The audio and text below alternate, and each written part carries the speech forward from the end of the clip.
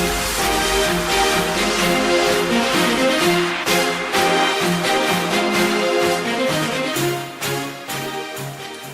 à tous et bienvenue pour cette nouvelle vidéo qui va donc vous présenter non pas un IMM, non pas un récap lecture, mais cette fois-ci un tag.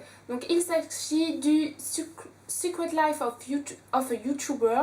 Donc voilà, je sais pas par qui il a été initié à la base, je me suis pas renseignée, mais j'ai été taguée par Hélène Titelf. Donc voilà, je la remercie beaucoup et je vais donc répondre aux 10 questions. Alors, première question de ce tag, depuis quand es-tu sur YouTube? Alors, je suis sur YouTube depuis 3 ans maintenant. J'ai démarré la chaîne un an après le blog. Et donc le blog a été ouvert en avril 2011 et la chaîne a donc été ouverte fin mars, fin avril, peut-être début mai, je sais pas trop, mais dans les eaux-là, 2012. Voilà, donc ça fait déjà 3 ans. Deuxième question, quand comptes-tu arrêter? J'ai pas de date de fin, honnêtement, je pense que voilà, ça sera quand j'aurai vraiment du mal à gérer le blog, la chaîne et ma vie personnelle, ma vie professionnelle quand j'en aurai une. Voilà, je pense que quand la vie professionnelle rentrera en jeu, il est très probable que je fasse moins de vidéos, voire que j'arrête. Mais pour le moment, j'espère vraiment continuer. J'aime beaucoup faire des vidéos, donc voilà. Mais c'est vrai qu'entre le blog et la chaîne YouTube, je privilégie le blog. Ça, je ne vous le cacherai pas. Donc, j'arrêterai sûrement la chaîne avant le blog, mais j'espère encore continuer longtemps. Troisième question, le bon côté de YouTube.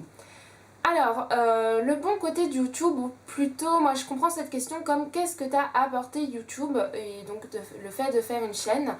Personnellement, ça m'a donné beaucoup plus d'aisance à m'exprimer devant du monde et à m'exprimer tout court. Ça m'a donné aussi confiance en moi. Parce que ça c'est aussi en lien avec le blog, mais il y a un moment dans ma vie, j'étais vraiment pas sûre de moi, j'étais pas du tout confiante, j'avais limite honte de lire parce que mes amis qui étaient autour de moi trouvaient que lire était complètement stupide et inutile. Et c'est tout ça que m'a apporté le blog, les forums littéraires et la chaîne, le fait de, voilà, de revendiquer, on va dire, le fait que j'adore la lecture et j'ai pas à avoir honte. Le fait que j'ai des avis sur des livres qui ne sont pas forcément ceux de tout le monde et le fait de, voilà, de les accepter. Le fait aussi de critiquer ou de chroniquer un livre avec des avis, voilà, le fait de rechercher les points positifs, de rechercher les points négatifs d'un livre, s'affirmer. Je pense que tout ça c'est les bons côtés et puis le fait de rencontrer, enfin de discuter avec des youtubeurs et ensuite de les rencontrer en vrai. Voilà, ça fait toute une communauté, ça vous fait rencontrer de nouvelles personnes. Voilà, je pense que c'est pas forcément juste YouTube, je pense que c'est YouTube, c'est aussi le blog, je pense que c'est aussi les réseaux sociaux, je pense que c'est tout ça mélangé. Mais voilà, ça fait partie de ce que YouTube m'a apporté. Quatrième question, le mauvais côté de YouTube et que fais-tu pour que ça aille mieux? Alors, je pense pas qu'il y ait forcément de mauvais côté à YouTube en vrai en fait. Il y a le problème des gens et il y a des cons partout, je suis désolée de dire un gros mot, mais c'est totalement vrai. Et comme sur YouTube vous faites quand même des vidéos, vous vous exposez, j'ai envie de dire un peu physiquement, enfin les gens vous voient, et bien ça laisse la tentation de faire des commentaires toujours très agréables.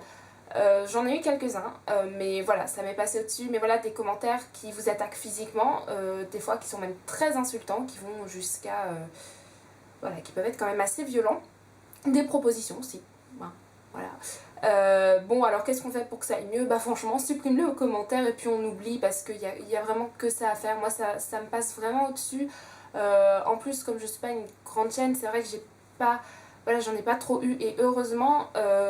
Mais voilà, c'est un peu, j'ai envie de dire, le seul problème qu'on pourrait rencontrer, le fait que les gens mettent des commentaires désobligeants, désagréables, attaquants, insultants.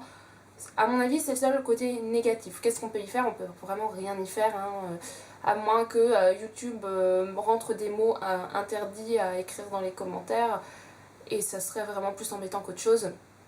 Donc voilà, on fait avec. C'est les côtés négatifs de tout réseau social, j'ai envie de dire, donc voilà, faut faire avec. Cinquième question, combien de miniatures prends-tu pour une vidéo?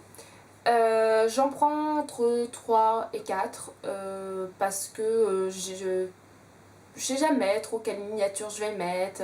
Puis en fait, je prends des photos avec mon appareil photo et ensuite je vais sur photofiltre pour écrire, etc. Et des fois, la photo, je suis trop centrée, on peut pas écrire. Enfin voilà, il y a toujours ces petits trucs à voir. Et puis il y a aussi le fait que j'ai du mal à trouver une photo potable. Donc j'en fais au moins 2, 3, des fois plus, des fois moins. Ça dépend aussi si j'essaye de faire un truc un peu original ou si je reste dans le basique. C'est vrai que assez souvent je reste dans le basique parce que de toute façon les trucs originaux ça va toujours bien chez les autres, mais voilà, je trouve que ça va pas chez moi. Je sais pas pourquoi, j'arrive pas à trouver des... J'ai un peu de mal avec les miniatures, donc voilà, 3 ou 4. Sixième question, que portes-tu comme pantalon? C'est une question très intéressante parce qu'en général vous voyez le buste des youtubeurs mais jamais ce qu'ils portent en dessous, enfin le pantalon, la jupe. Alors assez souvent je porte un jogging.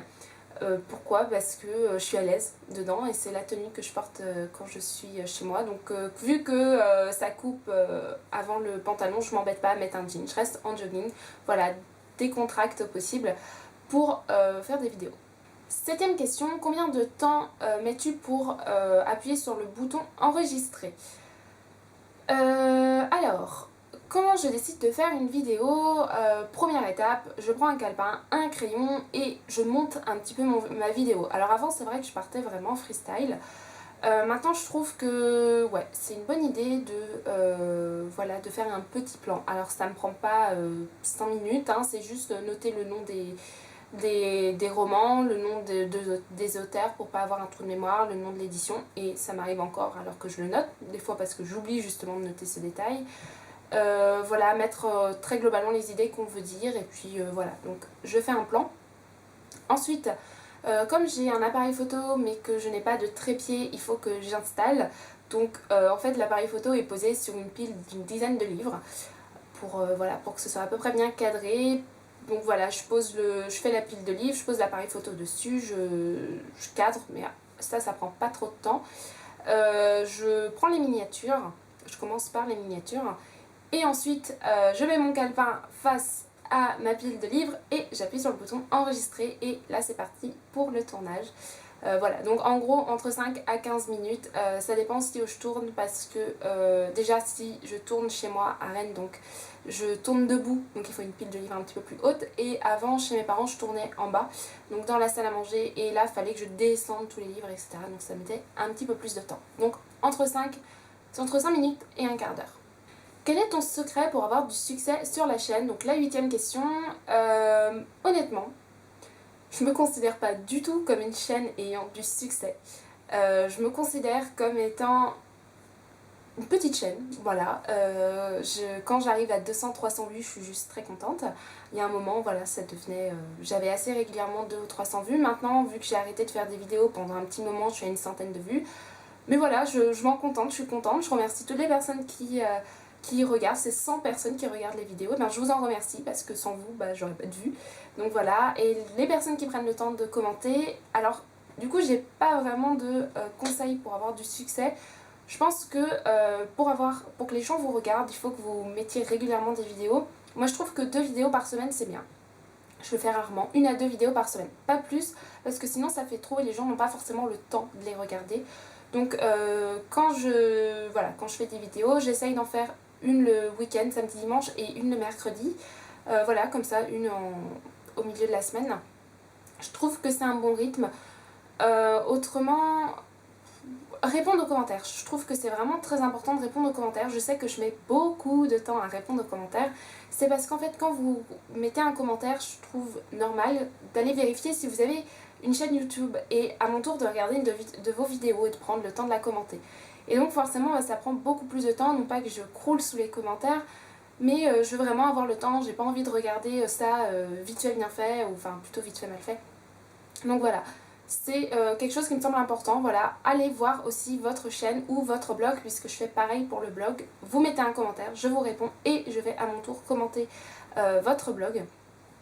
Voilà, mais ça après c'est personnel. Je trouve que c'est, ne serait-ce que répondre aux commentaires, c'est une marque de respect. Donc vous étonnez pas si je mets du temps à répondre aux commentaires, je réponds toujours, je suis juste très longue. 9e question, comment te sens-tu à propos de la communauté? Je me sens comme une goutte d'eau en plein milieu d'une mare, je me sens toute petite. Je suis toujours étonnée quand je dis mon pseudo et qu'on dit «Oh mais oui, enfin je te connais» ou j'ai vu ce blog, etc. Je suis toujours assez étonnée. Personnellement, j'ai tellement du mal à retenir tous les pseudos, j'ai tellement du mal à retenir ne serait-ce que les adresses pour aller sur les blogs que voilà, en plus j'écorche la moitié des pseudos, donc c'est vraiment pas bien. La dernière fois qu'on m'a fait ça, c'était au Salon du Livre Étonnant Voyageur. Donc j'étais en train de discuter avec Manon Fargeton et elle me demande voilà, le nom de mon blog et je lui dis, elle me fait «Oh mais oui, je le connais». Comment elle peut le connaître? Enfin voilà, je suis toujours vraiment très, très surprise. J'ai vraiment l'impression d'être un tout petit truc au milieu de grands blogs. Il y a tellement de... C'est vrai qu'il y a tellement de blogs et quand j'ai commencé, j'avais vraiment des blogs de référence, des blogs qui sont très connus. Voilà, qui sont un peu mes modèles. Je pense au blog de Galiane, je pense à Jess chez Livre Addict, je pense à Il n'y a qu'un pas, et d'autres encore. Voilà, ça reste encore mes blogs modèles, ils ont tellement de vues, tellement de choses, elles font tellement de choses, elles s'investissent tellement. Mais ce que j'aime bien aussi dans la communauté, c'est que même si vous êtes un petit blog ou quoi que ce soit, vous, au fur et à mesure, en fait, vous construisez des liens avec d'autres blogueurs, et ça, j'aime bien. Je me sens, même si je me sens une petite goutte d'eau dans une grande mare, je me sens quand même intégrée dans la communauté parce que j'ai des amis, des copinotes, voilà, et je suis loin de connaître tous les blogs, etc.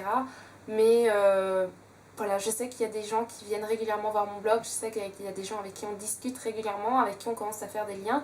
Il y a des gens que j'ai vraiment très envie de rencontrer et qu'il y a des gens qui aussi ont envie de me rencontrer. Ça, c'est toujours très agréable de le savoir, que voilà, qu'il y a des... Bon alors, on se voit quand, c'est toujours sympa de voir que la personne vous apprécie autant que vous l'appréciez. Donc voilà, je me sens quand même assez intégrée dans la communauté.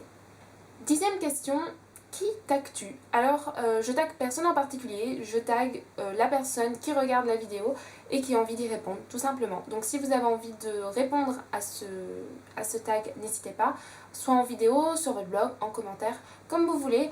Mais n'hésitez pas voilà, à y répondre. Je remercie encore une fois Hélène Petite Elfe pour m'avoir taguée. Elle fait justement partie des copinotes que j'espère rencontrer un jour. Et que j'admire aussi pour tout le travail qu'elle fait. Voilà, je te fais de gros bisous et je vous fais à tous de gros bisous et je vous dis à la prochaine pour une future vidéo. Bisous bisous.